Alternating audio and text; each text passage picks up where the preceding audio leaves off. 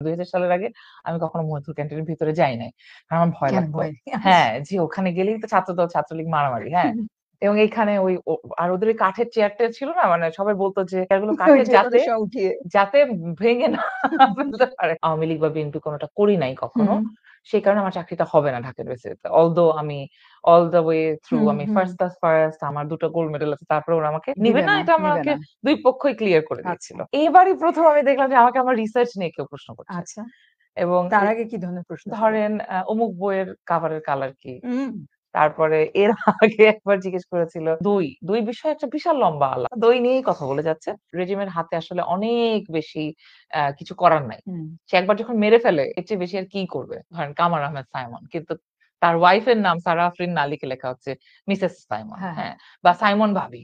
হ্যাঁ? জি, জি। তো আচ্ছা প্রায়ই হচ্ছে বিভিন্ন জায়গাতে শুনতে হয় আমাকে ভাবি। আর এটা তো সাইবার বুলিং। আপনি ফোনে গালি দিলে আপনিই শুনলেন।